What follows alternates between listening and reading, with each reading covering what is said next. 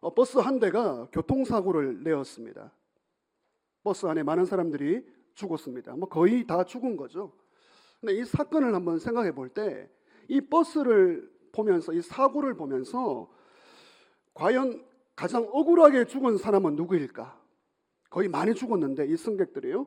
이 중에서 억울하게 죽은 사람이 누구일까 한번 생각을 해보았습니다. 첫 번째로 가장 억울하게 죽은 사람은요, 원래 이 버스가 69번입니다. 69번 버스인데 원래 이 사람은 96번을 타야 돼요.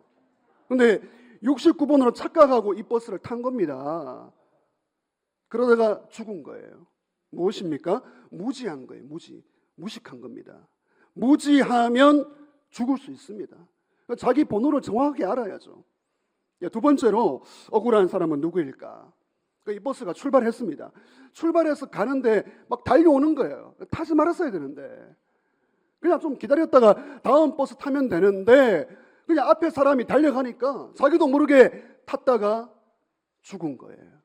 맹목적으로 아무 생각 없이 남이 하니까 그대로 따라가다가 죽음의 버스에 올라탔습니다. 맹목적인 사람이죠.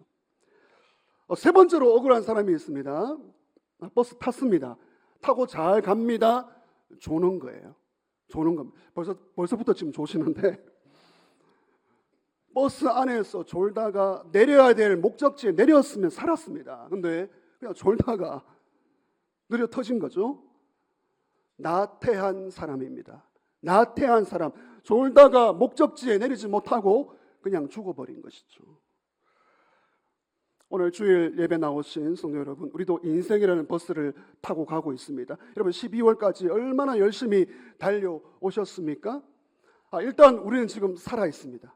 여기 있는 분들은 일단 살아 있습니다. 여러분 인생의 버스에 있어서 무지하게 버스를 잘못 타시면 안 돼요. 무지하면 안 됩니다.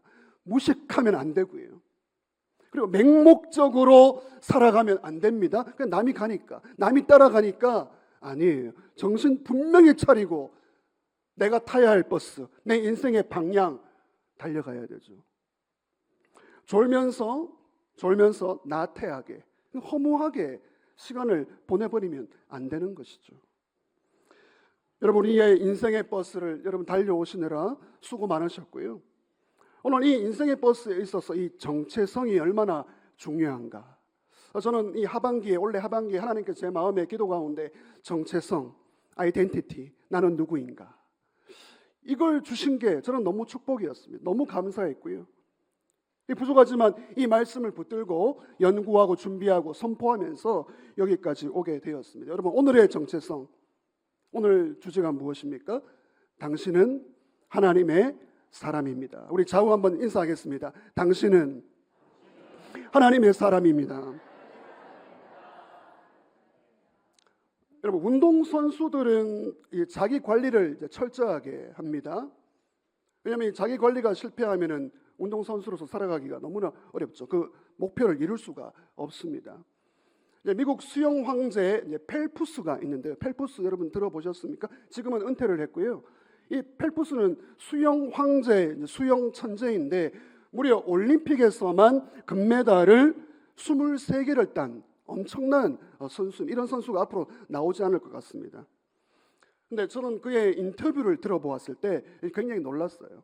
자기는 해외를 가거나 현지 훈련을 갔을 때 길거리에서 파는 음식을 절대로 먹지 않는다. 왜냐하면 그 안에 어떤 재료가 있는지, 자기의 몸에 영향을 주기 때문에 아무거나 먹지 않는다. 그런 인터뷰를 들어봤고요. 최근에 제가 기사를 보았는데 더 놀랍습니다. 펠프스가 6년의 기간 동안 훈련할 때에 6년 동안 하루도 훈련을 멈추지 않았다. 엄청나죠? 그렇습니다. 선수로서 부르심을 받고 그 선수의 길에 조심할 것은 조심하고, 그리고 훈련하면서 걸어갈 때에만 그 선수의 길에 성공이 있는 것이죠. 오늘 성경을 보시면 바울은 사랑하는 제자 디모데에게 마지막 말을 하고 있습니다. 여러분 이 마지막이라는 것이 어떤 의미이죠? 그동안 했던 말을 정리하는 겁니다. 정리하면서 한 번 더 강조하는 거예요. 바울의 마음에 담겨 있는 꼭 해야 될 말을 마지막으로 제자 디모데에게, 그리고 오늘 우리에게 똑같이 이 말씀을 주고 있습니다. 여러분 11절을 보시면 이렇게 말합니다. 오직 너 하나님의 사람아. 같이 하시죠. 너 하나님의 사람아. 여러분 이것이 우리의 정체성입니다. 하나님의 사람으로 조심할 것 좀 조심하고요. 훈련 받으면서 끝까지 걸어갈 때 우리의 정체성을 완수하며 인생의 버스의 목적지에 도착하는 거예요. 죽지 않고 사고 나지 않고 하나님이 우리를 그렇게 이끌어 가실 것입니다. 자, 그러면 하나님 사람의 특징, 오늘 하나님의 사람, 당신은 하나님의 사람입니다라는 이 모습을 세 가지 정도 보기를 원하는데요. 첫 번째로 보시면 부르심입니다. 부르심. 같이 하시죠. 부르심. 하나님의 사람으로 부르심을 받았습니다. 여러분 사실 이 하나님의 사람, 여러분 어떻게 다가오는지 모르겠는데요. 하나님의 사람 어떠세요? 이건 아무나 쓸 수 없는 호칭이에요. 아무에게나 붙지 않습니다. 여러분 구약에서 하나님의 사람이란 것은 특별한 사람들에게만 이 호칭이 붙어요. 지금 디모데에게 이 호칭이 붙습니다.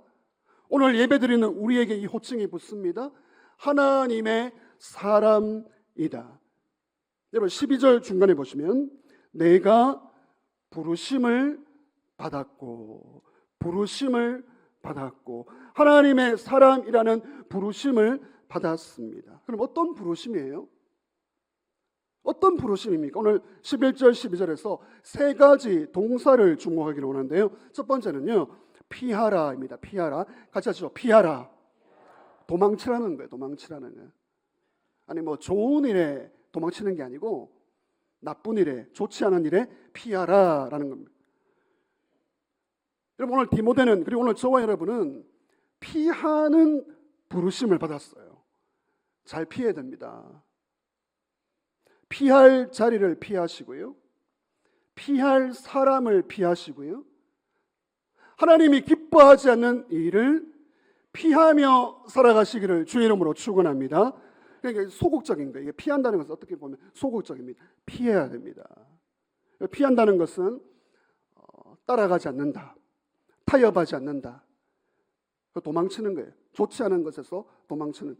좋은 것은 도망치지 말고요. 자리를 지키고 좋지 않은 것에서 도망치는 것이 피하는 겁니다. 그래 무엇을 피해야 할까? 하나님의 사람으로 하지 말아야 될 겁니다. 그럼 우리가 다 이해합니다. 하나님의 사람이라면 하지 말아야 될 것을 피해야 하죠. 오늘 본문을 잘 보셔야 됩니다. 이게 문맥이 중요한데요. 두 가지를 피해야 됩니다. 첫 번째는 지금 이 당시에 이단 사상이 굉장히 많았습니다. 그리고 거짓 선생들이 많았어요.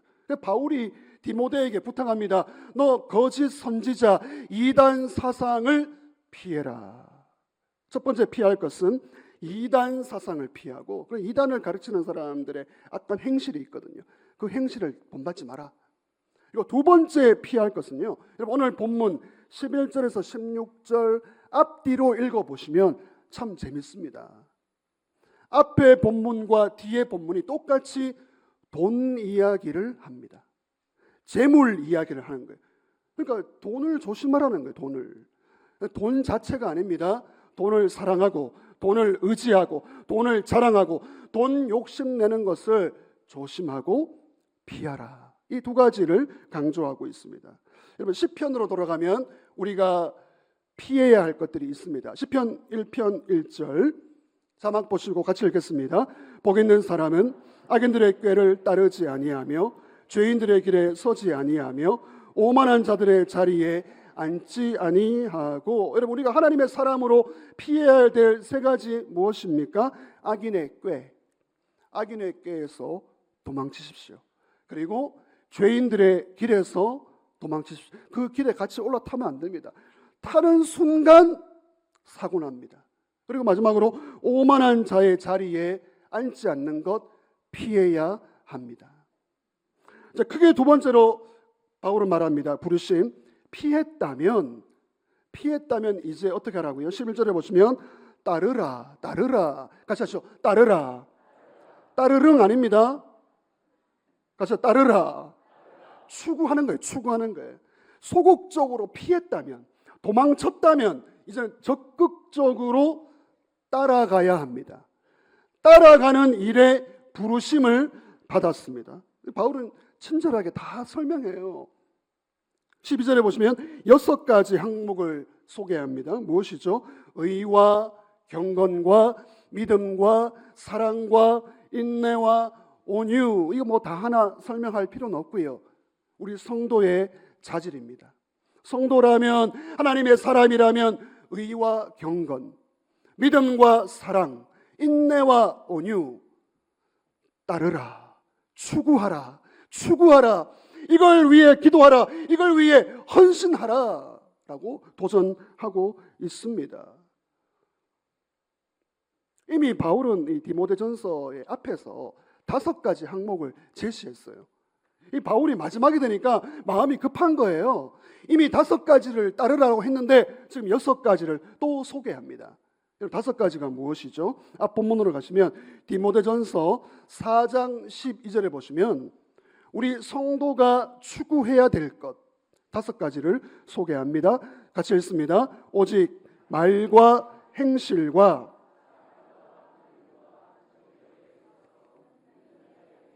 본이 되어라. 5가지를 말합니다. 말과 행실과 사랑과 믿음과 정절, 여기에서 본이 되는 삶을 따르라. 여러분 신앙생활 하고 계시는데요, 뭐 하고 계시고 또 뭐 열심히 하시고 그럭저럭 하시고 뭐 다양한 모습으로 하시는데 신앙생활을 하면서 무엇을 추구, 어디를 방향을 잡아서 달려가고 있습니까? 여러분 이 6가지 항목, 5가지 항목, 11가지 좀 많지만 오늘 이 6가지 우리 성도의 신앙의 인격입니다. 신앙의 실력입니다. 성령의 열매입니다. 여러분 12월까지 오시면서 무엇을 추구하며 달려오셨습니까? 이런 열매가 지금 나에게 맺혀졌습니까? 이제 3번째로 피하라, 따르라. 3번째로 같이 하시죠. 싸우라. 싸우고 싶어요. 지금 막 싸우고 싶은 분 있습니까? 이런 피해야 되는 일에 부르심을 받았고요, 추구하는 일에 부르심을 받았고, 싸우는 일에 부르심을 받았습니다. 여기 싸우라 12절 보시면 그냥 싸움이 아니고요, 믿음의 선한 싸움. 믿음의 싸움이에요. 믿음의 싸움. 싸우고 싶으면 싸우고, 나는 싸우는 거 싫어, 그런 의미가 아닙니다. 따라합시다. 반드시 싸워야 됩니다. 반드시 싸우라는 거예요. 여러분 싸울 사람을 떠올리지 마시고, 여러분 성도의 정체성에는 싸움이 따라옵니다. 싸움이 뭐예요? 전쟁이에요. 전쟁. 영적 전쟁입니다. 영적 싸움이에요. 우리는 하나님의 나라의 군사로서 부르심을 받아서 믿음의 싸움을 해 나가야 합니다. 여러분 싸운다는 것은 전쟁하는 겁니다. 이 원어 자체가 싸운다는 것이 전쟁하는 것이고 똑같이 달리기 하는 거예요. 스포츠. 바울은 스포츠를 좋아하는 것 같아요. 그 당시에 스포츠를 이용합니다. 운동 경기에 있어서 싸우는 것을 말하죠. 디모데 후서로 가면 똑같이 말합니다. 나는 선한 싸움을 싸우고 나의 달려갈 길을 마치고 믿음을 지켰으니. 여러분 이 믿음을 지키기 위해서는 싸워야 돼요. 여러분 예배를 지키고 믿음을 지키고 주의 주신 직분을 지키고 봉사를 지키고, 올해도 수고 많이 하셨는데 내년에도 봉사하실 텐데 지키기 위해서는 싸워내야 합니다. 그럼 누구와 싸울까? 여러분 세 종류의 영적 전쟁의 대상이 있습니다. 여러 번 말씀드렸습니다. 우리의 전쟁의 대상 세 종류. 첫 번째 남편, 두 번째 자식. 아니죠. 첫 번째는요 사탄 마귀입니다. 사탄 마귀. 여러분, 마귀와 싸우시기를 주의 이름으로 축원합니다. 두 번째는 누구와 싸울까요? 자, 저희 손을 잘 보시면 누구와? 나의 욕심. 그러니까 자아. 여러분, 나 자신과 싸워야 돼요. 이게 사실 제일 어렵습니다. 복음은 남을 치는 게 아니에요. 복음을 안 한다면 치고 정죄하고 판단하는 게 아니고, 복음은 나를 치는 거예요. 나의 욕심, 나의 자아, 나의 교만, 나 자신과 싸우는 겁니다. 세 번째가 세상의 가치관. 여러분, 이 세상에 좋은 것도 있지만 악한 문화들이 들어와, 이 세속주의 문화가 교회 안으로 밀고 들어옵니다. 싸워야 됩니다. 싸우기로 앞장선 자들이 그걸 문을 열면 안 돼요. 싸워야 돼요. 여러분, 세 가지 여러분 정리합니다. 피하고, 자 갑자기 피하고, 따르고, 싸우고. 이게 우리의 부르심이에요. 하나님의 사람이십니까? 자, 두 번째, 하나님 사람의 정체성의 모습은요, 부르심을 받았다면 이제 한 걸음 더 나아가 이 명령과 관계되어 있습니다. 하나님의 사람은 부르심의 모습 가운데 이 명령 앞에 어떻게 할 것인가? 여러분, 바울의 관심은 제자 디모데가 그동안 바울에게 배운 것들을 어떻게 실천하고 있는가? 이게 많이 듣잖아요. 우리가 많이 듣잖아요. 많이 듣지만 더 들어야 됩니다. 계속 들어야 돼요. 바울은 많은 것들을 얘기했는데 디모데가 과연 그걸 지켜내고 있는가? 여기에 관심이 있었습니다. 여러분, 14절 마지막에 보시면 이 명령을 무시하라, 이 명령을 소홀히 하라, 같이 하시죠. 이 명령을 지키라. 우리 지금 외국인들도 같이 예배 참여하는데 지금 소통이 되는지 모르겠습니다. 네, 오케이? 여러분, 이 명령을 지키라. 이 명령은 바울 개인의 의견이 아니에요. 하나님의 살아있는 말씀이고 복음의 진리입니다. 오늘 저 여러분에게도 똑같습니다. 이 명령을 지키고 있는가? 하나님의 사람은 완벽하지 않습니다. 하나님의 사람은 이 명령을 지키는가? 여러분, 13절을 보시면 바울이 딱 부탁합니다.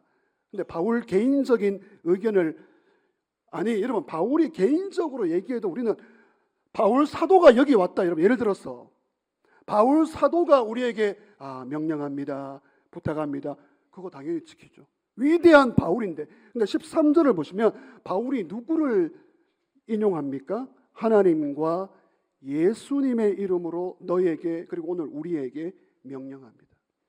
하나님과 예수님을 증인으로 요청해요. 그러면서 이 명령을 지키라. 너무 크고 위대한 명령이에요. 여러분, 우리가 부족하지만 이 하나님의 명령의 말씀을 믿음으로 순종함으로 받으시기를 주의 이름으로 축원합니다. 그러니까 행동, 바울의 관심은 디모데의 행동입니다. 행동. 너가 많이 배웠는데, 많이 들었는데 과연 그걸 지금 행하고 있는가? 디모데야, 지금 마지막이다. 지금 마지막, 나는 이제 곧 떠날 텐데 난 너의 행동을 보고 싶다. 그렇습니다. 우리 주변에 보면 행동은 하지 않으면서 말은 잘해요. 핑계를 잘 댑니다. 이게 사실 우리의 본성이잖아요. 자기 합리화에 능숙합니다. 말을 얼마나 잘하는지. 이제 말 잘하는 사람은 이렇게 표현하는데 입에서 뱀이 나와요. 뱀. 그러니까 듣고 있으면 빠져 들어갑니다. 빠져버려요. 덜컥 결정합니다. 그대로 따라합니다.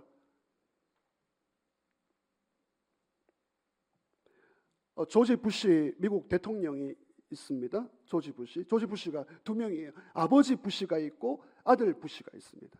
이 아버지 부시 때의 이야기입니다. 아버지 조지 부시 대통령이 그 대선에서 공화당 후보로 나왔을 때 말이 너무 많았어요. 부시는 이 토론도 못하고 말도 못하고 말솜씨가 없다, 이런 이야기들이 굉장히 많았습니다. 왜냐하면 전임자, 이 부시 앞에 레이건 대통령이거든요. 여러분 레이건을 아십니까? 여러분 레이건은 굉장히 인물이 좋고 말을 잘해요. 왜냐하면 이 사람이 배우 출신이에요. 배우. 그러니까 사람들이 그냥 혹하는 거예요. 좋아하는 거예요. 근데 레이건에 비해서 부시는 너무 말을 못해. 조지 부시가 이렇게 자신의 약점을 알고 이런 말을 던집니다. 웅변만으로는, 말로만으로는 땅 속에서 석유를 캘 수 없습니다.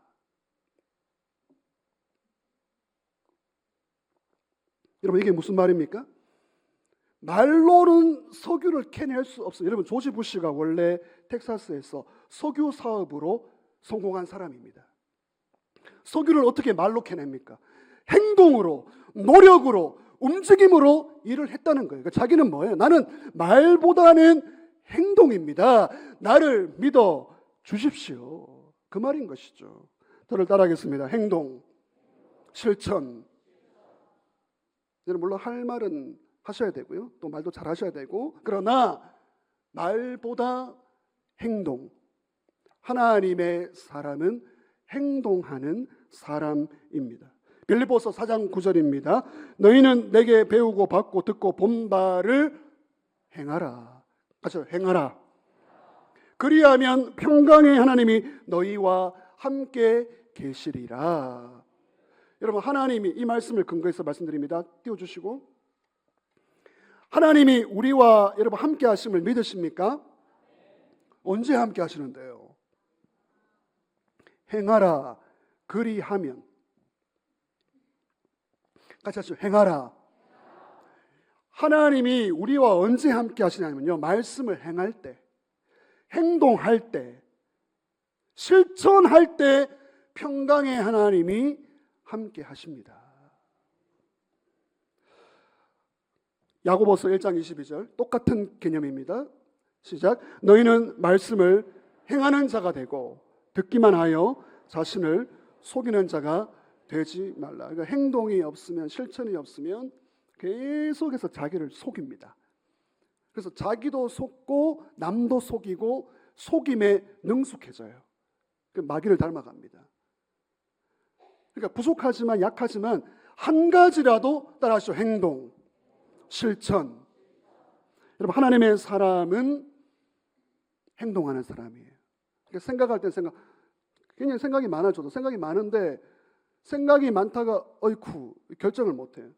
생각할 때는 생각하시고 결정할 때는 결정하시고, 이것이 하나님의 사람의 모습입니다. 여러분 12월 여기까지 오시면서 미루어 두고 있는 게 뭐예요? 하나님 앞에서 행동, 실천. 뭘 미루고 있습니까? 던져버렸습니까? 하나님이 너 지금 이거 해라 라고 하시는 명령이 무엇입니까? 행동으로 보여주셔야 돼요. 행동으로 보이는 사람이 하나님의 사람. 이 그림을 보여주시면 네모 그림입니다. 네모, 딱딱한 네모 그림 굴립니다. 오늘 굴리는 거예요. 오늘 굴리다 보니까 다음 주가 되니까 조금 이제 깎여집니다. 좀 더 잘 굴러갑니다. 행동하고 실천하는 거예요. 조금 더 굴립니다. 다음 달이 되니까 더 좋아졌습니다. 1년이 지났어요. 어느 순간 너무나 잘 굴러가는, 쉽게 굴러가는 동그라미가 되어 있습니다.